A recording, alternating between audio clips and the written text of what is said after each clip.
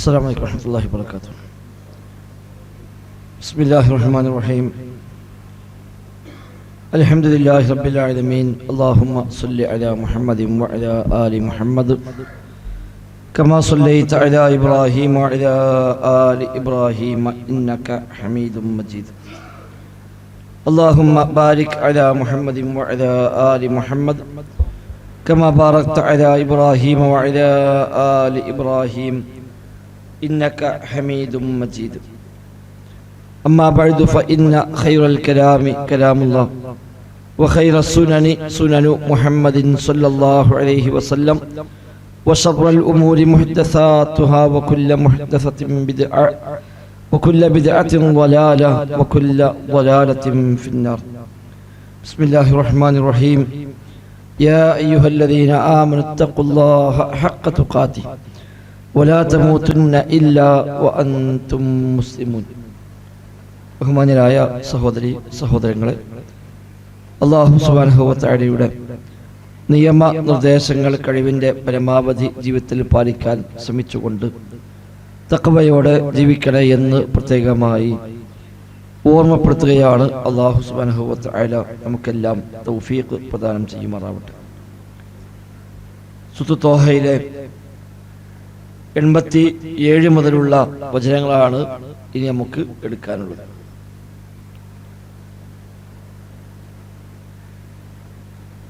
أعوذ بالله من الشيطان الرجيم.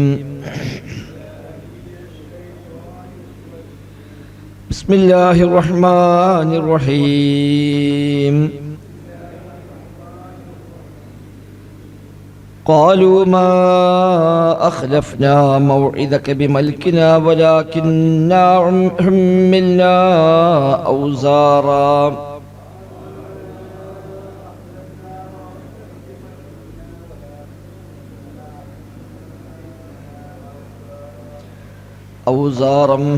من زينة القوم فقذفناها فكذلك ألقى السامري.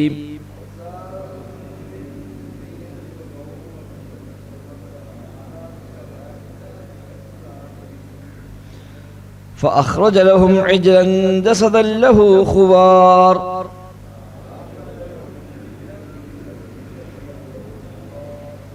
فقالوا هذا إلهكم وإله موسى فنسي.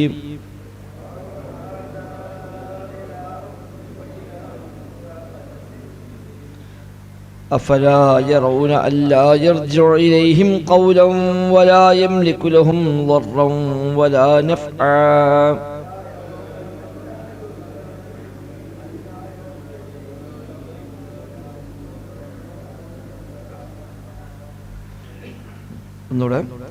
قالوا ما أخلفنا موعدك بملكنا ولكننا حملنا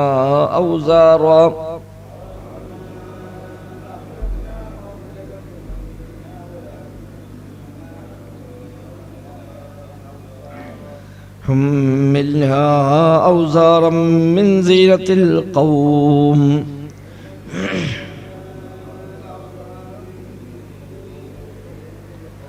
فقذفناها فكذلك ألقى السامري.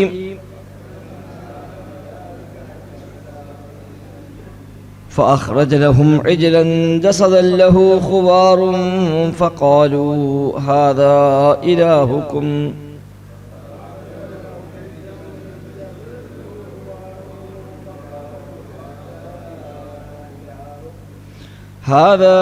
إلهكم وإله موسى فنسي.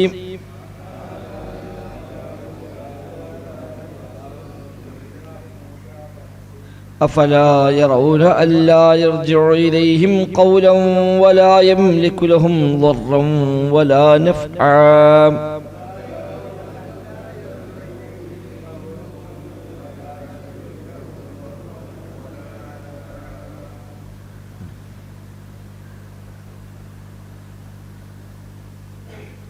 കഴിഞ്ഞ ക്ലാസ്സിലെ ആയത്തുകളും മനസ്സിലാക്കിയത് മൂസാ നബി സ്വല്ലല്ലാഹു അലൈഹി വസല്ലം അല്ലാഹുമായുള്ള മീഖാത്തിനായി പോവുകയും ആ ഒരു ഇടവേളയിൽ സാമിരി എന്ന് പറയുന്ന ഒരാൾ ആ ജനതയെ വഴിപിഴപ്പിക്കുകയും ചെയ്തു എന്നതാണ്.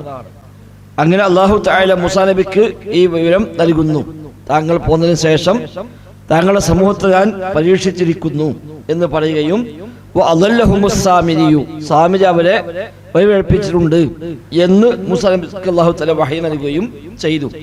അങ്ങനെ മൂസാ അലൈഹിസ്സലാത്തു വസ്സലാം ഏറെ കോപിഷ്ഠനായും അങ്ങേയറ്റം ദുഃഖത്തോടുകൂടെയും അദ്ദേഹം തന്റെ സമൂഹത്തിലേക്ക് തിരിച്ചു പോരുകയാണ് ചെയ്യുന്നത്. അതിന് അവിടെ ചെന്നുകൊണ്ട് അദ്ദേഹം അവരോട് ചോദിക്കുന്ന ചോദ്യമുണ്ട്. എന്താണ് സമൂഹമേ നിങ്ങൾക്ക് പറ്റിയത്? നിങ്ങൾക്ക് നിങ്ങൾ റബ്ബ് ഏറ്റവും നല്ല വാഗ്ദാനങ്ങൾ നൽകിയിരുന്നില്ലേ? നിങ്ങൾ കാലം ദുഃഖിച്ചു പോയോ? അതല്ല, ആ റബ്ബിന്റെ കോപം നിങ്ങൾക്ക് വന്നു ഭവിക്കാനാണോ നിങ്ങൾ ഉദ്ദേശിക്കുന്നത്? എന്താ നിങ്ങൾ എന്നോടുള്ള കരാറ് ലംഘിക്കാൻ നിമിത്തമായത് എന്ന് മൂസാ അലൈഹിസ്സലാത്തു വസ്സലാം അവരോട് ചോദിക്കുന്നു. അതിനുള്ള മറുപടി അവർ പറയുന്നതാണ് ഇനിയുള്ള ഈ ആയത്തുകളിൽ ഉള്ളത്. കഴിഞ്ഞ ആയത്ത് അവസാനിക്കുമ്പോൾ ഫഖ്ലഫ്തും മൗഇദി എന്നാണല്ലോ. എന്റെ മൗഇദ്, എന്റെ വാഗ്ദാനം എന്തുകൊണ്ട് നിങ്ങൾ ലംഘിച്ചു? എന്നോടുള്ള തീരുമാനം, എന്നോടുള്ള കരാർ നിങ്ങൾ എന്തുകൊണ്ടാണ് ലംഘിച്ചത് എന്ന് മൂസാ അലൈഹിസ്സലാം ചോദിക്കുന്നുണ്ട്. ഖാലു മാ അഖ്ലഫ്നാ മൗഇദക ബിമൽകിനാ വലാകിന്നാ ഹുമ്മിൽനാ ഔസാറൻ മിൻ സിയത്തിൽ ഖൗം. അപ്പോൾ സംഭവിച്ച എന്താണ് എന്ന് അവരോട് പറയുകയാണ്. ഖാലു, അവർ പറഞ്ഞു, മാ അഖ്ലഫ്നാ, ഞങ്ങൾ ലംഘിച്ചിട്ടില്ല, മൗഇദക, എന്നോടുള്ള മൗഇദ് വാഗ്ദാനത്തെ ഞങ്ങൾ ലംഘിച്ചിട്ടില്ല, ബിമൽകിന, ഞങ്ങളുടെ ഇഷ്ടപ്രകാരം ഞങ്ങൾ ലംഘിച്ചതല്ല. മൽക്ക്, മൽക്കിൽ ഇഖ്തിയാർ, ഖുദ്റത്ത് എന്ന അർത്ഥം ഉപയോഗിക്കുന്ന വാക്കാണ് മൽക്ക് എന്ന പദം. മലക്ക എന്ന പദവുമായി ബന്ധപ്പെട്ട് തന്നെയാണ് അത്. അവിടെ 3 രൂപത്തിൽ ഖിറാഅത്തുണ്ട്. ബിമൽകിന, ബിമിൽകിന, ബിമുൽകിന എന്ന് 3 രൂപത്തിലൂടെ ഖിറാഅത്തുണ്ട് എന്നാണ് മുഫസ്സിറുകൾക്ക് പൊതുവെ പറയുന്നത്. അപ്പൊ ഞങ്ങൾ ഞങ്ങളുടെ ഇഷ്ടപ്രകാരം, അല്ലെങ്കിൽ ഞങ്ങളുടെ അധികാരപ്രകാരം, ഞങ്ങളുടെ സ്വന്തം തീരുമാനപ്രകാരമല്ല ഞങ്ങൾ ലംഘിച്ചത്. അഥവാ ഞങ്ങൾക്ക് അവിടെ കൂടി താങ്കൾക്കെതിരായി ചെയ്യാൻ തീരുമാനിച്ചതൊന്നുമല്ല. യാദൃച്ഛികമായി ചില സംഭവങ്ങൾ ഉണ്ടായപ്പോ ഞങ്ങളൊക്കെ അതിലങ്ങ് പെട്ടുപോയതാണ്. എല്ലാരും കൂടെ വന്നു, ഭൂരിപക്ഷം ഒന്നാകെ അതിന് പിന്നാലെയായി. അപ്പൊ പിന്നെ ഞങ്ങളും അതിന് പിന്നാലെ ഞങ്ങളും കുടുങ്ങിപ്പോയി. അല്ല, ഞങ്ങൾ നേരത്തെ തീരുമാനിച്ച് പ്ലാൻ ചെയ്ത് നിങ്ങൾ പോകുമ്പോൾ നിങ്ങളത് എതിരായി പ്രവർത്തിക്കണം എന്ന് ഞങ്ങൾ ഒന്നിച്ചുകൂടി തീരുമാനിച്ചതൊന്നുമല്ല. മാ അഖ്ലഫ്നാ മൗഇദക ബിമൽകിന എന്ന് അവർ പറഞ്ഞു. ഈ അവർ പറഞ്ഞു എന്ന് പറഞ്ഞാൽ ആരാണ്? ഫഖാലു, അവർ പറഞ്ഞതാണല്ലോ. ആര് പറഞ്ഞു? 2 രൂപത്തിൽ അതിന് വ്യാഖ്യാനങ്ങളുണ്ട്. ഒന്ന്, ഈ പശുക്കുട്ടിയെ ആരാധിച്ച ആളുകൾ തന്നെ, ശിർക്കിലേക്ക് പോയ, വഴിപിഴച്ചു പോയ ആളുകൾ, അവര് പറഞ്ഞ മറുപടിയാണിത്. അല്ലെങ്കിൽ കഴിഞ്ഞ ദിവസം പറഞ്ഞു, അതിൽ തന്നെ കുറച്ച് ആളുകൾ ഇതിന് സ്വീകരിക്കാതെ മാറി നിന്നിട്ടുണ്ട് എന്ന് പറഞ്ഞു. മൊത്തം 6 ലക്ഷം ആളുകൾ ഉണ്ടായിരുന്നുവെന്നാണ് തഫ്സീറിലൊക്കെ കാണുന്നത്. അതിലെ 12,000 ആളുകൾ ഇതിൽ നിന്ന് വിട്ടുനിന്നവരാണ്. പക്ഷെ അവർക്ക് അവിടെ എതിർക്കാനൊന്നും കഴിഞ്ഞില്ല. മഹാഭൂരിപക്ഷം ആളുകളും ഒന്നാകെ ഈ വഴിക്ക് പോയപ്പോൾ എതിർക്കാൻ കഴിയാത്ത വിധം അവരവിടെ ന്യൂനപക്ഷമായി മാറി. അപ്പൊ അവരാണ് ഈ പറയുന്നത്, ഞങ്ങളാരും ഞങ്ങളുടെ ഹിതപ്രകാരം ലംഘിച്ചിട്ടൊന്നുമില്ല. പക്ഷെ കൗമക്കപ്പടങ്ങൾ ചെയ്തപ്പോ പിന്നെ ഞങ്ങൾക്കത് എതിർ പറയാനും അത് എതിർക്കാനും ഒന്നും പറ്റിയില്ല എന്ന അർത്ഥത്തിൽ അവര് പറഞ്ഞ ഒരു ഒരു ഒഴികഴിവാണ് എന്നും തഫ്സീർ റാസിയിലൊക്കെ 2 രൂപത്തിൽ ചർച്ചകൾ കാണാൻ സാധിക്കുന്നു. അപ്പൊ ഖാലു, അവര് പറഞ്ഞു, മാ അഖ്ലഫ്നാ, അഖ്ലഫ ലംഘിച്ചു, അഖ്ലഫ്നാ ഞങ്ങൾ ലംഘിച്ചു, മാ അഖ്ലഫ്നാ, മാ അഖ്ലഫ്നാ ഞങ്ങൾ ലംഘിച്ചിട്ടില്ല, മൗഇദക താങ്കളോടുള്ള മൗഇദിനെ ഞങ്ങൾ ലംഘിച്ചിട്ടില്ല, ബിമൽകിന ഞങ്ങളുടെ ഇഷ്ടപ്രകാരം. മൽക്ക് ഇഖ്തിയാർ, സ്വയം തിരഞ്ഞെടുക്കാനാണ് മൽക്ക് എന്ന വാക്കിന് ഒരർത്ഥം. ഖുദ്റത്ത്, കഴിവ് എന്ന് മറ്റൊരർത്ഥമുണ്ട്. അപ്പൊ ഞങ്ങളുടെ കഴിവും ഞങ്ങളുടെ ഇഷ്ടവും പ്രകാരമല്ല ഞങ്ങൾ അതിനെ ലംഘിച്ചത്. പിന്നെയോ വലാകിന്നാ ഹുമ്മിൽനാ ഔസാറൻ മിൻ സിനത്തിൽ ഖൗമി, ഉണ്ടായ സംഭവം വിശദീകരിച്ചു. വലാകിന്നാ എന്നാൽ ഞങ്ങൾ, ഹുമ്മിൽനാ ഞങ്ങൾ വഹിപ്പിക്കപ്പെട്ടു, ഔസാറൻ ചുമടുകളെ, മിൻ സിനത്തിൽ ഖൗമി ആ ഖൗമിന്റെ അലങ്കാരങ്ങൾ, അവിടെ ആഭരണങ്ങൾ, ആ ആഭരണങ്ങളിൽ നിന്നുള്ള ചുമടുകൾ ഞങ്ങൾ വഹിപ്പിക്കപ്പെട്ടിരുന്നു. ഫഖദഫ്നാഹാ അങ്ങനെ ഞങ്ങൾ അതിനെ ഇട്ടു. ഫകദാലിക അൽഖ സാമിരി അതേപോലെ സാമിരിയും അത് ഇട്ടു. ഇതാണ് കാരണമായത്. അഥവാ എല്ലാവരുടെയും ആഭരണങ്ങൾ ഒരുമിച്ച് കൂട്ടി. ഇസ്രായേലിയർ ഈജിപ്തിൽ നിന്ന് പോരുമ്പോൾ ഖിബ്തികളുടെ ആഭരണങ്ങളെല്ലാം അവരുടെ കൈവശം ഉണ്ടായിരുന്നുവെന്ന് എല്ലാ തഫ്സീറിലും കാണുന്നുണ്ട്. ഖിബ്തികളായ ആളുകളുടെ ആഭരണങ്ങൾ അത് എങ്ങനെ കൈവശം വന്നു, അതിൽ വ്യത്യസ്ത അഭിപ്രായങ്ങളാണ് തഫ്സീറിൽ കാണുന്നത്. ഒന്ന്, ഈ ഫിർഔനും അനുയായികളും കടലിൽ മുങ്ങി നശിക്കുകയും അവരൊക്കെ പിന്നീട് അവരുടെ ശരീരം കരക്കടിയൊക്കെ ചെയ്തപ്പോൾ അവരൊക്കെ ശരീരത്തിൽ അണിഞ്ഞിരുന്ന ആഭരണങ്ങളെല്ലാം ഇവരെടുത്തു ഒരു ഗനീമത്ത് സ്വത്തുനിലേക്ക്. ശത്രു നശിച്ചു. ശത്രുവിന്റെ പക്കലുള്ള സ്വത്തുക്കൾ സ്വാഭാവികമായും ഒരു ഗനീമത്തായി ആയി എടുക്കാൻ പറ്റുമല്ലോ. അപ്പൊ അത് എടുക്കാം. പക്ഷെ മുൻകാല സമുദായങ്ങൾക്ക് ഗനീമത്ത് സ്വത്തുക്കൾ ഉപയോഗിക്കൽ അനുവാദം ഉണ്ടായിരുന്നില്ല. ഈ ഉമ്മത്തിന് മാത്രമാണ് ഗനീമത്ത് അല്ലാഹു തആല അനുവദിച്ചു കൊടുത്തത്. അതിന് മുമ്പുള്ള സമുദായങ്ങൾക്കൊന്നും അല്ലാഹു തആല ഗനീമത്ത് സ്വത്തുക്കൾ അനുവദിച്ചിട്ടില്ല. അത് നബി തങ്ങൾ പ്രത്യേകം എടുത്തു പറഞ്ഞു. ഈ ഉമ്മത്തിനുള്ള സവിശേഷതകൾ പറഞ്ഞ കൂട്ടത്തിൽ ഒന്നതാണ് പറഞ്ഞത്. മുൻകാല സമുദായങ്ങൾ ഗനീമത്ത് സ്വത്ത്, യുദ്ധാർജിത സ്വത്തുക്കൾ ഉപയോഗിക്കാൻ അനുവാദമില്ല. ഒരു യുദ്ധം കഴിഞ്ഞ് പരാജയപ്പെട്ട ശത്രുവിന്റെ പക്കൽ നിന്ന് പിടിച്ചെടുക്കുന്ന സ്വത്തിനാണ് ഗനീമത്ത് എന്ന് പറയുക. യുദ്ധം ചെയ്യാതെ കിട്ടുന്നതാണ് ഫൈ എന്ന് പറയുക. ഖുർആൻ ഉപയോഗിച്ച രണ്ടും ഫൈഉം ഗനീമത്ത്, രണ്ടു തരം സ്വത്തുക്കളാണ് ശത്രുവിന് കിട്ടുക. യുദ്ധമുണ്ടായി, ആ യുദ്ധത്തിൽ ശത്രുപക്ഷം പരാജയപ്പെട്ടു. അങ്ങനെ അവരുടെ വാളും അവരുടെ കുതിരയും അവരുടെ മറ്റു സ്വത്തുക്കളും എല്ലാം അവർ യുദ്ധക്കളത്തിൽ ഉപേക്ഷിച്ചുകൊണ്ട് അവർ ജീവനും കൊണ്ട് ഓടി രക്ഷപ്പെട്ടു. എങ്കിൽ ഈ സ്വത്തുക്കളെല്ലാം വിജയിച്ച കക്ഷിക്ക് എടുക്കാം, അത് അവർക്ക് ഉപയോഗപ്പെടുത്താം. നമ്മുടെ ഉമ്മത്തിൽ അങ്ങനെയാണ് നിയമം. അത് ഉപയോഗിക്കാൻ നമുക്ക് അനുവാദമുണ്ട്. അത് പിന്നെ ഓഹരി വെക്കും. വിശുദ്ധ ഖുർആൻ സൂറത്ത് അംഫാലൊക്കെ പറഞ്ഞല്ലോ, ഓഹരി വെക്കേണ്ട രീതിയൊക്കെ പറഞ്ഞു. എങ്ങനെയാണ് ഓഹരി വെക്കേണ്ടത് എന്ന് പ്രത്യേകം അതിൽ നിശ്ചയിച്ചിട്ടുണ്ട്. ബദർ ശേഷമാണ് ആ നിയമം ഉണ്ടാകുന്നത്. ബദർ യുദ്ധം കഴിഞ്ഞ് ബദറിൽ കുറെ സ്വത്ത് കിട്ടി. അതെന്തു ചെയ്യണം എന്നൊരു പിടുത്തമില്ല. പലരും പല അഭിപ്രായങ്ങൾ പറഞ്ഞു. ഖത്താബൊക്കെ അതിൽ വ്യത്യസ്തമായ വീക്ഷണങ്ങൾ പറഞ്ഞു. അല്ലാഹു തആല അതിൽ തീരുമാനമറിയിച്ചുകൊണ്ട് റബ്ബ് ആയത്തുകൾ ഇറക്കി. അവിടെ മുതലാണ് ഈ ഉമ്മത്തിൽ അത് നിയമം ഉണ്ടാകുന്നത്.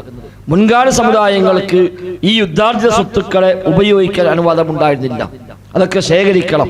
എന്നിട്ട് അതിന് അല്ലാഹു തആല നിർദ്ദേശം നൽകും എന്ത് ചെയ്യണമെന്ന്. ആ നിർദ്ദേശപ്രകാരമാണ് അത് പ്രാവർത്തികമാക്കുക. അന്നുള്ളത് അത് സ്ഥലത്ത് കൂട്ടി വെക്കാൻ പറയും. എന്നിട്ട് തീ ആകാശലോകത്ത് നിന്ന് ഇറങ്ങി വരും. ആ തീയിൽ അതെല്ലാം കരിഞ്ഞു പോകും. ഇതാണ് അന്നത്തെ രീതികൾ. അല്ല, അവർക്ക് ഉപയോഗിക്കാൻ അനുവാദമില്ല. അപ്പൊ ഈ ഫിർഔനിന്റെയും ആളുകളുടെയും ഒക്കെ ആഭരണങ്ങൾ ഇവരെ കൈവശം ഉണ്ടായിരുന്നു. ഇങ്ങനെ ഗനീമത്ത് സ്വത്തായിക്കൊണ്ട് അവർ കൈവശം വെച്ച് പോകുന്നത്. അതിന് എന്തു ചെയ്യണമെന്ന് അറിയില്ല. അത് മൂസാ നബി സ്വല്ലല്ലാഹു അലൈഹി വസല്ലമിന്റെ നിർദ്ദേശം കിട്ടണം. മൂസാ നബി പോയും ചെയ്തു. അപ്പൊ ഇത് എന്തു ചെയ്യും എന്നറിയില്ല. ഹാറൂൻ നബി സ്വല്ലല്ലാഹു അലൈഹി വസല്ലം അതെല്ലാം കൂടെ ഒരു കുഴിയിൽ ഇടാൻ വേണ്ടി പറഞ്ഞിരുന്നു എന്നാണ് തഫ്സീറിലൊക്കെ ഒരു അഭിപ്രായമായി പറയുന്നത്. എല്ലാവരുടെയും കൈവശമുള്ളതെല്ലാം ഒരു സ്ഥലത്ത് ഇടുക. എന്നിട്ട് മൂസാ നബി സ്വല്ലം തിരിച്ചു വരട്ടെ. മൂസാ നബി വന്നതിന് ശേഷം അല്ലാഹുവിന്റെ വഹ്യ് പ്രകാരം എന്താണോ ചെയ്യേണ്ടത് അത് നമുക്ക് ചെയ്യാം എന്നങ്ങനെ പറഞ്ഞിരുന്നു. അതാണ് ഒരു അഭിപ്രായം പറഞ്ഞത്. മറ്റൊന്ന്, ഫിർഔന്റെ ആളുകളിൽ നിന്ന് ഇവര് ആഭരണങ്ങളെല്ലാം അവർ വായ്പയായി വാങ്ങിയിരുന്നതാണ്. അവിടുന്ന് പോകുന്നതിന് മുമ്പേ തന്നെ എല്ലാവരുടെയും ആഭരണങ്ങൾ വായ്പയായി വാങ്ങിയിരുന്നു. അത് പിന്നെ തിരിച്ചു കൊടുക്കുന്ന സാഹചര്യം ഉണ്ടായില്ല. അതിനിടയിലാണ് അവർ നശിപ്പിക്കപ്പെടുന്നതൊക്കെ. അപ്പൊ ഈ സ്വത്തിന് എന്ത് ചെയ്യും? ഇനി മടക്കി കൊടുക്കാൻ കഴിയില്ലല്ലോ. ആ നാട്ടിൽ നിന്ന് പോന്നു, അവരെല്ലാം നശിപ്പിക്കപ്പെട്ടു. ഇപ്പോൾ അവകാശമില്ലാത്ത സ്വത്ത് പോലെയായി മാറിയത്. അപ്പൊ ആ സ്വത്തെല്ലാം ഇനി എന്താണ് ചെയ്യുക? ഒരു പിടുത്തമില്ല. അതെല്ലാം കൂടി ഒരുമിച്ച് കൂട്ടി. അതാണ് ഫഖദഫ്നാഹ. അതുകൊണ്ടാണ് ഇവിടെ ഔസാർ എന്ന് ഉപയോഗിച്ചത്. ആഭരണങ്ങളാണെങ്കിലും ഔസാർ എന്നാണ് ഉപയോഗിച്ചത്. ഔസാർ ശരിക്ക് ചുമടുകൾ എന്നാണ്, ഭാരങ്ങൾ. ഒരാൾക്ക് ഏറ്റാൻ കഴിയാതെ അയാളെ മേൽ ഏൽപ്പിക്കപ്പെടുന്ന ഭാരങ്ങൾക്കാണ് പൊതുവെ വിസർ, ഔസാർ.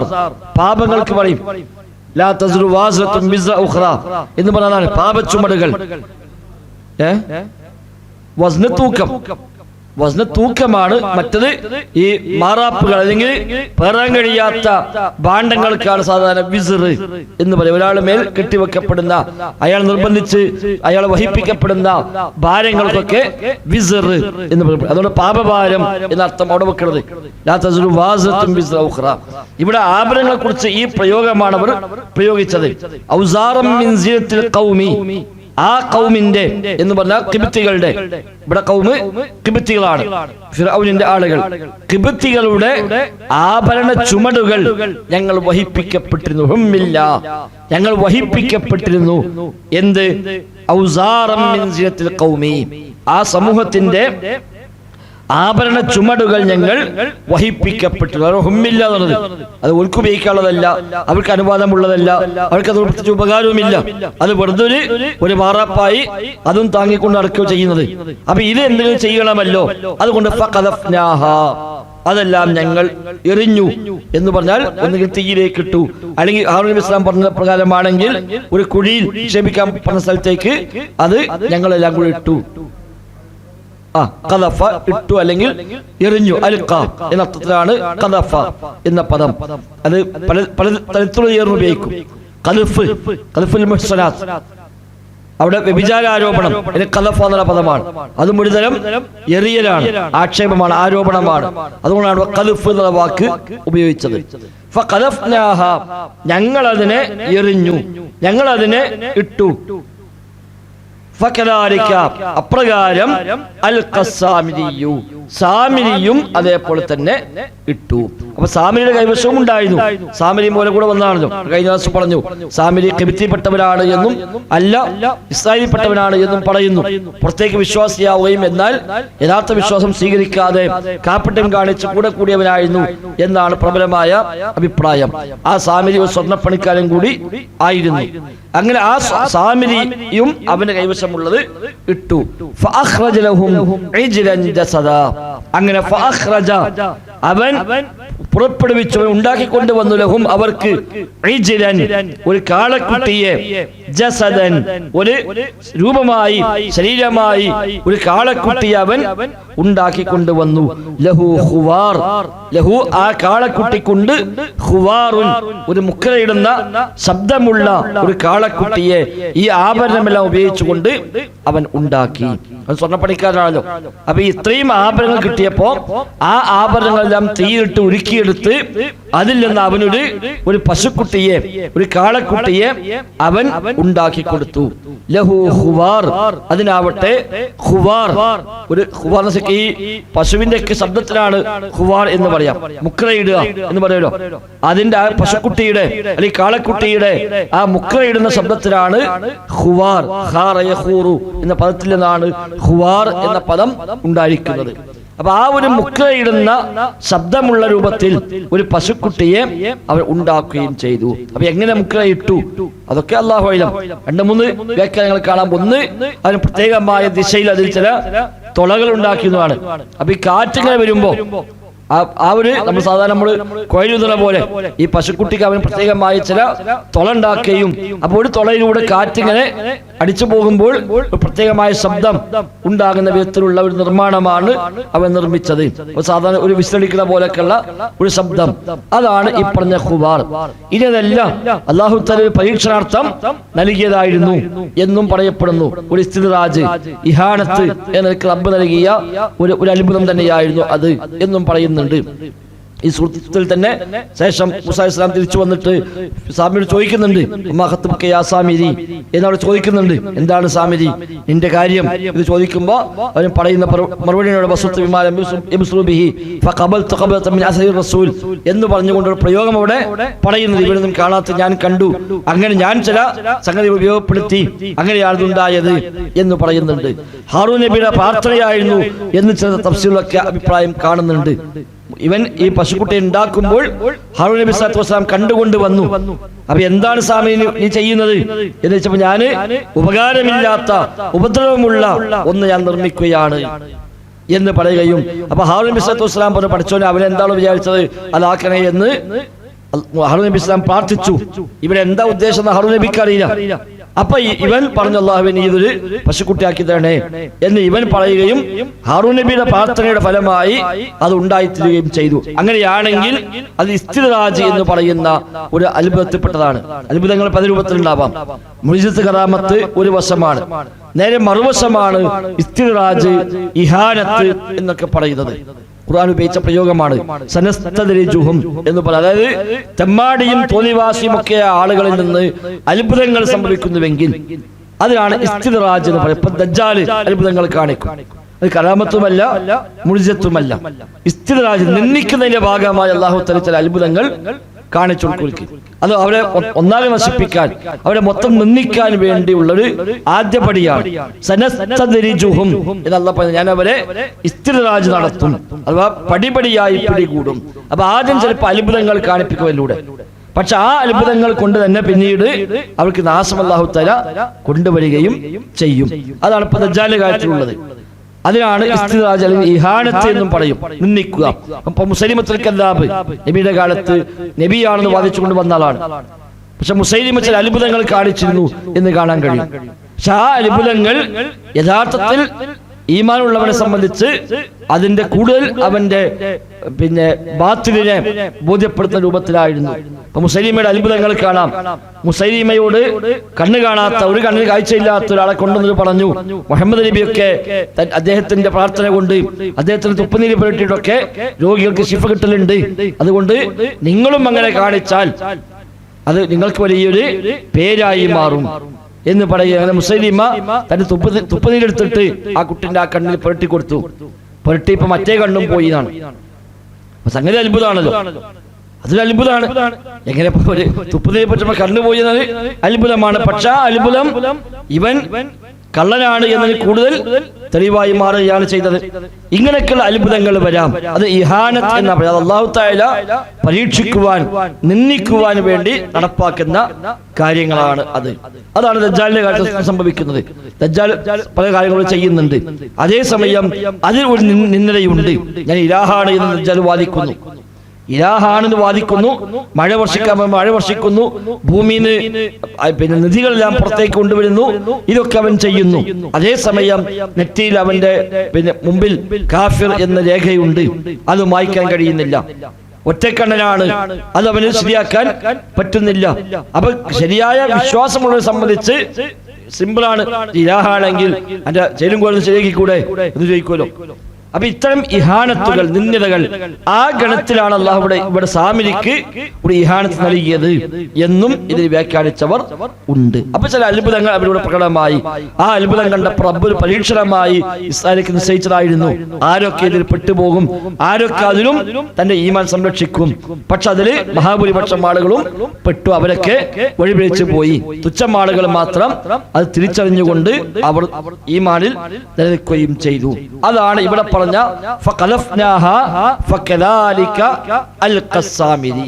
ഞങ്ങളുടെ കൈവശമുള്ള ആഭരണങ്ങളെല്ലാം ഞങ്ങൾ തീയിലേക്ക് ഇട്ടു, അതേപോലെ സാമിരിയും ഇട്ടു. അങ്ങനെ ശരീരം, രൂപം, ഒരു രൂപമുള്ള ഒരു പശുക്കുട്ടിയെ, ഒരു കാളക്കുട്ടിയെ അവൻ അവർക്ക് ഉണ്ടാക്കി കൊടുത്തു. അതിനാവട്ടെ ഒരു മുഖ ശബ്ദം ഉണ്ടാനും. അങ്ങനെ ഫഖാലു, അപ്പോൾ അവർ തമ്മിൽ പറഞ്ഞു, ഹാദാ ഇലാഹുക്കും, ഹാദാ ഇലാഹുന്നു, ഇലാഹുക്കും നിങ്ങളുടെ ഇലാഹ്, വ ഇലാഹു മൂസ, നിങ്ങളുടെയും മൂസാ നബിയുടെയും ഇലാഹ് ഇതാണ് എന്ന് അവർ തമ്മിൽ പറഞ്ഞു. അതെ, അത് അല്ലാഹു അഅലം. ഇവിടെ ഖദഫ എന്ന വാക്കിന് അവിടെ തീരെറിഞ്ഞു എന്നാണ് പൊതുവെ എല്ലാവരും തഫ്സീർ ചെയ്തിരിക്കുന്നത്. തീയിലേക്ക് ഇട്ടു, സാമിരിയും ഇട്ടു എന്ന് പറയുന്നു. ഈ രണ്ടു കൂട്ടരെയും ഇടലുകൾ തമ്മിൽ വലിയ വ്യത്യാസം ഉണ്ടായിരുന്നുവോ?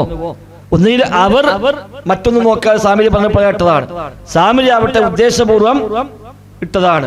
അതുകൊണ്ടൊക്കെ ആണോ അവിടെ രണ്ടും രണ്ട് പദമായി, ഒന്ന് ഖദഫ എന്ന വാക്കും മറ്റത് അൽക്ക എന്ന പദവും ഉപയോഗിച്ചത്? അങ്ങനത്തെ ചർച്ച പൊതുവെ എവിടെയും കണ്ടില്ല. തഫ്സീറിലൊന്നും ആ ചർച്ചകൾ ശ്രദ്ധയിൽ വന്നിട്ടില്ല. അപ്പൊ അങ്ങനെ മുക്കയിടുന്ന ശബ്ദമുള്ള പശുക്കുട്ടി ഉണ്ടാക്കുകയും ഇതാണ് ഇലാഹ് എന്ന് പ്രഖ്യാപിക്കപ്പെടുകയും ചെയ്തു.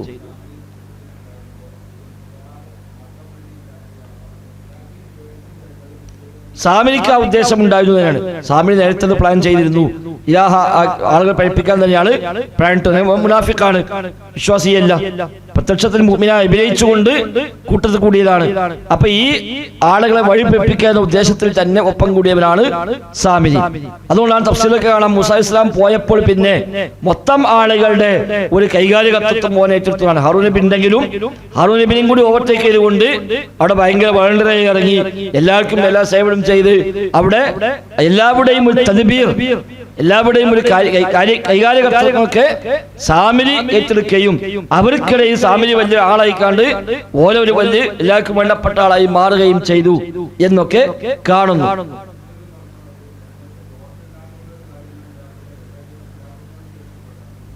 അതെ, അതുകൊണ്ടാണ് ആ പറച്ചത്. എന്താണ് ചെയ്യുമ്പോ ഉപകാരമില്ല, ഉപദ്രവമുണ്ട്. പക്ഷെ എന്താണ് ഹാറൂൻ നബിക്ക് മനസ്സിലായില്ല. ഹാറൂൻ നബിക്ക് മനസ്സിലായില്ല എന്താണ് സാമിന്റെ ഉദ്ദേശം, ഇത് എന്തിനാണെന്നും പറഞ്ഞില്ല. ഉപകാരമില്ല, ഉപദ്രവമുണ്ട്. അല്ലാഹു അഅലം. കഴിഞ്ഞു പോയില്ല നമുക്ക്. അതിപ്പോ ഹാറൂൻ നബിക്ക് അങ്ങനെ സമ്മതിക്കാൻ പറ്റുമോ ചോദിച്ചാൽ നമ്മളിപ്പോ പിന്നെ പറയാ. ഏതായിരുന്നാലും അതേതാണ് എല്ലാ തഫ്സീലും ഉണ്ട്. ഇബ്നു കസീർ, ഇമാം ഖുർത്തുബി, ഇമാം റാസി തുടങ്ങിയ എല്ലാവരും അത് എടുത്തു പറഞ്ഞിട്ടുണ്ട്. അതിന് തുടക്കമാണ്. ഇതിന്റെ ബാക്കിയാണ് യഹൂദികൾ. മാത്രമല്ല പശു ആരാധന ഇവരിൽ നിന്നാണ് തുടക്കുന്നതാണ്. ചില തഫ്സീറൊക്കെ ഉണ്ട് ഇന്ത്യക്കാർക്കടക്കമുള്ള പശു ആരാധന വന്നത് ഇവിടെ നിന്നാണ്, തുടക്കം ഇവിടുന്നായിരുന്നു എന്നാണ് പറയപ്പെടുന്നത്. അപ്പൊ അവർക്ക് ഒരു പശുക്കുട്ടി ഉണ്ടാക്കി കൊടുക്കുകയും അതിൽ നിന്ന് പ്രത്യേകമായ മുക്ത ഉണ്ടാവുകയും ചെയ്തപ്പോൾ ഒരു സാധാരണ പശുക്കുട്ടിയല്ല, എന്തൊരു അത്ഭുതമുള്ള പശുക്കുട്ടിയാണ്, അതുകൊണ്ട് ഇതാണ് ഇലാഹ് എന്ന് പറഞ്ഞു. അതെ, ഹാറൂൻ നബിക്ക് അറിയാന്ന് സാമിരിക്കും അറിയാം, അതുകൊണ്ടാണ് ഹാറൂൻ നബിന്റെ ദുആ ചുളിവിൽ സാമിരി നേടി എന്നാണ് ആ സംഭവം ശരിയാണെങ്കിൽ, തഫ്സീർ പല സംഭവം ശരിയാണെങ്കിൽ ഹാറൂൻ നബിയെ കൊണ്ട് ദ്വാൽപ്പിച്ചു സാമിരി. തന്റെ ഒരു തെറ്റായ കാര്യം നടക്കാൻ വേണ്ടി ഹാറൂൻ നബിയെ കൊണ്ട് പ്രാർത്ഥിപ്പിക്കുകയും ആ പ്രാർത്ഥന ചുളിവിൽ അവൻ ദുരുപയോഗം ചെയ്യുകയും ചെയ്തു എന്നാണ് അതിൽ നിന്ന് മനസ്സിലാകുന്നത്. ഏതായാലും ആളുകൾ എത്ര പെട്ടെന്ന് തെറ്റിപ്പോകുന്നതാണ്. അതെ, ഒരു പരസ്പരം പറഞ്ഞതാണ് ഫക്കാവ്. കാരണം സാമിരി പറഞ്ഞല്ല, എല്ലാവരും പറഞ്ഞു, അവര് പറഞ്ഞാണല്ലോ. അപ്പൊ തമ്മിൽ ആ ഒരു സന്ദേശം കൈമാറ്റം ചെയ്യപ്പെട്ടു. ഇത് ഇലാഹ എന്ന് പറഞ്ഞു, അത് പിന്നെ ഏറ്റെടുത്ത് എല്ലാവരും കൂടെ ഇതാ ഇതില് എന്താ സാധാരണ പശു അല്ലട്ടോ, ഇത് ഭയങ്കര അത്ഭുതമാണ്, എന്നാ ഇതന്നെ ഇലാഹ് എന്ന് പറഞ്ഞപ്പോൾ ഈ മനുഷ്യന്മാരിലുണ്ട് 6 ലക്ഷം മനുഷ്യന്മാർ എല്ലാവരും കൂടെ ഒന്നിച്ച് 12,000 ആൾ ഒഴികെ ബാക്കി മുഴുവൻ ആളുകളും അതിൽ പെട്ടു. പറഞ്ഞാൽ എത്ര പെട്ടെന്ന് മനുഷ്യന്മാർ ശിർക്കിലേക്ക് പോകും എന്ന ഏറ്റവും വലിയ തെളിവ് കൂടിയാണത്. മൂസാ നബിന്റെ കൂടെ ജീവിച്ച ഹാറൂൻ നബി ഇസ്ലാം അപ്പോഴും നേതൃത്വം കൊടുക്കുന്ന ഫിറഔൻ നശിക്കുന്ന അടക്കം കണ്ണിൽ കണ്ട മണ്ണും സലുവയും ആകാശത്തിൽ ഇറക്കി കിട്ടിയ കടൽ പേർത്തി രക്ഷപ്പെടുത്തി കൊണ്ടുവന്ന ആ ആളുകൾ തന്നെയാണ് ഈ ഒരു അത്ഭുതം കാണുമ്പോഴേക്ക് അതിൽ പെട്ടു. അപ്പൊ അത്ഭുതങ്ങൾ പലപ്പോഴും മനുഷ്യനെ നശിപ്പിക്കുമെന്നാണ്. എപ്പോഴും ശിർക്കിലേക്ക് പോകൽ അത്ഭുതം കാണിച്ചുകൊണ്ടാണ്. അതന്നെ അമ്പലത്തിലും പോയി ഇപ്പൊ ഇന്നലെ കേക്ക് മുറിച്ചു. അപ്പൊ യഥാർത്ഥത്തില് എപ്പോഴും അത്ഭുതങ്ങൾ കാണുമ്പോഴേക്ക് മനുഷ്യന്മാർ അതിലെന്തോ ദിവ്യത്വമുണ്ട് എന്ന് കണക്കാ. അപ്പൊ അത്ഭുതം കാണിക്കുക എന്നുള്ളത് യഥാർത്ഥത്തിൽ ഒന്നുമല്ല. അത്ഭുതം കാണിക്കുക എന്നുള്ളത് അതൊന്നുമല്ല. പക്ഷെ ആ അത്ഭുതത്തിന്റെ മറവിലാണ് ആളുകൾ പലപ്പോഴും തിന്മയിലേക്ക് ശിർക്കിലേക്കെല്ലാം പെട്ടുപോകാറുള്ളത്. ഒരു അത്ഭുതം കണ്ണിൽ കാണുമ്പോൾ ഇത് എന്തോ ദൈവീകമാണ്, ഇതെന്തോ ഉലൂഹിയത്താണ്, ദിവ്യത്വമുള്ളതാണ് എന്ന് കണക്കാക്കുകയും അങ്ങനെ അതിൽ പെട്ട ആളുകൾ ശിർക്കിന്റെ വഴിയിലേക്ക് പോവുകയും ചെയ്യുന്നു എന്നാണ് ഇതിൽ നിന്നൊക്കെ മനസ്സിലാകുന്നത്. 2 അമ്പിയാക്കന്മാരെ കൂടെ ജീവിച്ച മനുഷ്യന്മാരപ്പത് മുഴുവത്തുകൾ നേരെ കണ്ണുകൊണ്ട് കണ്ടവർ, 2 നബിമാരുടെ അനുയായികളായി ജീവിക്കാൻ അവസരം കിട്ടിയവർ, എന്നിട്ട് പോലും ഒരു സ്വർണം കൊണ്ട്, അതും ഓല് കൊടുത്ത ആഭരണം ഉണ്ടാക്കിയാണ്. അവരെ കൈവശമുള്ള ആഭരണം അത് കൊടുത്ത് ഉരുക്കിണ്ടാക്കിയ ഒരു പശുക്കുട്ടി അതിന് ഒച്ചുണ്ടായപ്പോഴേക്ക് ഓ ഇത് ഇലാഹ് തന്നെയാണ് എന്ന് പറഞ്ഞ് അതിൽ കുടുങ്ങി പറഞ്ഞാല് പിന്നെ ഇപ്പൊ എന്തതൊക്കെ ഉണ്ട്. അതെ, 40 ദിവസം 40 ദിവസത്തിന് ഉള്ളിലാണ്. അന്നും ഹാറൂൻ നബി അവിടെ ഉണ്ട് താനും. റബ്ബിന്റെ ഒരു ഉദ്ദേശം അതിലുണ്ടാവും. ഇതിൽ ശരിയായ വിശ്വാസികളും അല്ലാത്തവരെയും വേർതിരിച്ചെടുക്കുക എന്നതിന് അള്ളാഹു നിശ്ചയിച്ചൊരു പരീക്ഷണമായിരുന്നു അത്. അപ്പൊ ഹാദാ ഇലാഹുക്കും, ഇലാഹുന്നു നിങ്ങളുടെ ഇലാഹ്. വ ഇലാഹു മൂസ, മൂസാ നബിയുടെയും ഇലാഹ് ഇത് തന്നെയാണ്. ഫനസിയ, അദ്ദേഹം മറന്നുപോയിരിക്കുകയാണ് എന്നവിടെ പറഞ്ഞു. ഫനസിയ, മറന്നു എന്നാണ്. അവൻ മറന്നു, അല്ലെങ്കിൽ അദ്ദേഹം മറന്നു.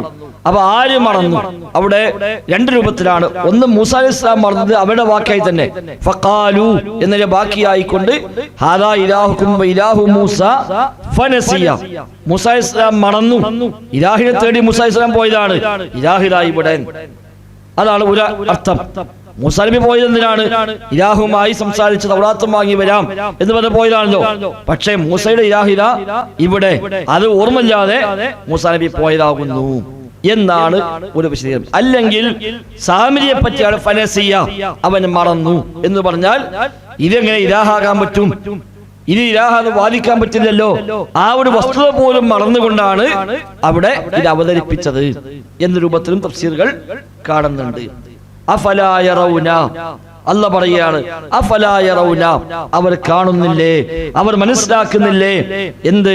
അല്ലാ യർജു ഇലൈഹിം ഖൗലാ, അല്ലാ യർജിഉ, ആ പശുക്കുട്ടി അവർക്ക് മറുപടി നൽകുന്നില്ല എന്ന്, ഇലൈഹിം അവർക്ക് ഖൗലൻ, ഒരു വാക്ക് കൊണ്ട് പോലും ഒരു മറുപടി പറയുന്നില്ല എന്നവർ കാണുന്നില്ലേ? വല്ലതും ചോദിച്ചാൽ പറയുന്നുണ്ടോ?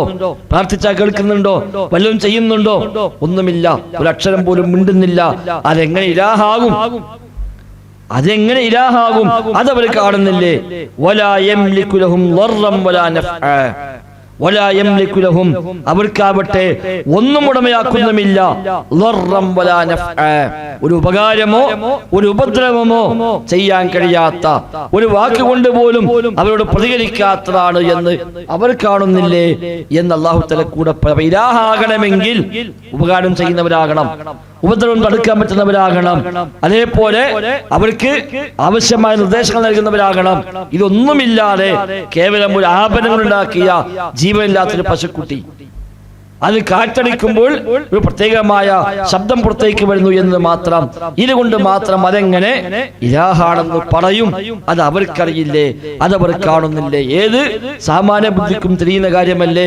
ഇതൊന്നും ഇലാഹാകാൻ പറ്റുകയില്ല. പക്ഷെ അതുപോലും മറന്നുകൊണ്ട് അവരതാ അത് ഇലാഹായി സ്വീകരിച്ചിരിക്കുന്നു. അല്ലാഹു അഅലം.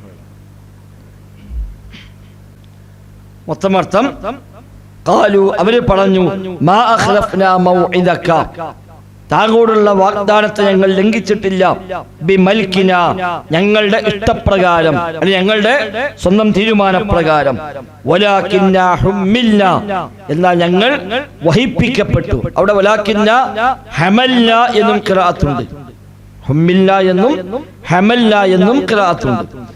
വലാകിന്നാ ഹുമ്മിൽന, ഞങ്ങൾ വഹിപ്പിക്കപ്പെട്ടത്, ഞങ്ങൾ വഹിച്ചു. ഔസാറം മിൻ സീനത്തിൽ ഖൗമി, ആ ജനതയുടെ ആഭരണ ചുമടുകൾ ഞങ്ങൾ വഹിപ്പിക്കപ്പെട്ടിരിക്കുന്നു. ഫഖലഫ്നാഹ, അങ്ങനെ ഞങ്ങൾ അത് തീയിൽ എറിഞ്ഞു കളഞ്ഞു. ഫകദാലിക അൽഖസാമിരിയു, അതേ പ്രകാരം സാമിരിയും അത് തീയിൽ ഇട്ടു.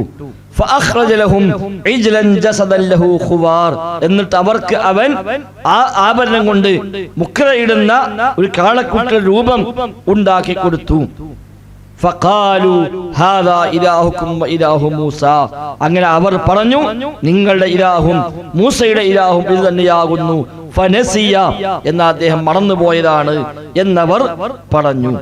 അഫലാ യറൗന, അവർ കാണുന്നില്ലേ, അല്ലാ യർജു ഇലൈഹിം ഖൗല, ഒരു വാക്ക് പോലും അവരോട് അത് മറുപടി പറയുന്നില്ല എന്ന്.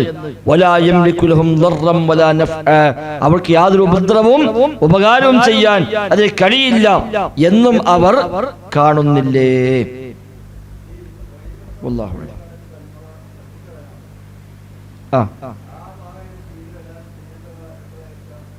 അതുമാവാം. അതായത് അവിടെ തീയിലേക്ക് എറിയാൻ അവർക്ക് നിർദ്ദേശം കിട്ടിയിട്ടില്ല. അപ്പൊ ഹാറൂൻ നബി ഇസ്ലാം നിങ്ങൾ തൽക്കാലങ്ങൾ അവർ ഇടുക, എന്നിട്ട് മൂസാ ഇസ്ലാം വന്നതിന് ശേഷം നമുക്കിത് തീരുമാനമാക്കാം എന്ന് പറഞ്ഞു. ഇനി തീയിലേക്ക് എറിഞ്ഞിട്ട് തന്നെ അത് ഒരുക്കി നമുക്ക് ലോഹമാക്കി ഒന്നിച്ചവിടെ വെക്കാം. ഇവർക്ക് താങ്ങി പിടിച്ചു പോവാണല്ലോ.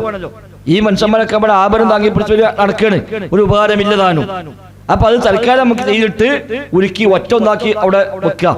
പിന്നെ മൂസാ അലൈഹി സ്വലാം വരട്ടെ, വന്നിട്ട് എന്ത് വേണം എന്നുള്ളത് നമുക്ക് തീരുമാനിക്കാം എന്ന് ഹാറൂൻ നബി സ്വലാം പറഞ്ഞു എന്നൊക്കെയുള്ള ചർച്ചകൾ കാണുന്നു. വല്ലാഹു അഅലം. ബിസ്മില്ലാഹിർ റഹ്മാനിർ റഹീം. قالوا ما أخلفنا موعدك بملكنا ولكننا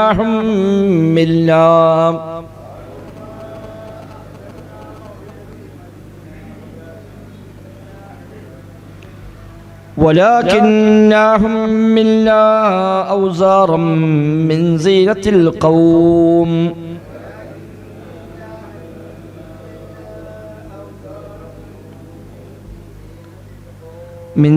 زينة القوم فقذفناها فكذلك ألقى السامري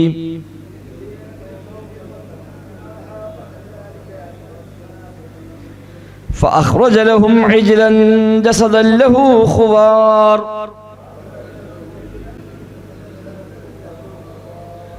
فقالوا هذا إلهكم وإله موسى فنسي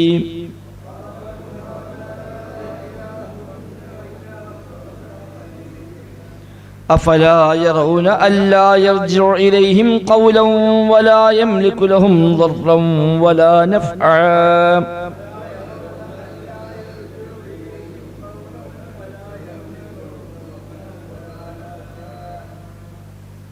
سبحانك اللهم وبحمدك.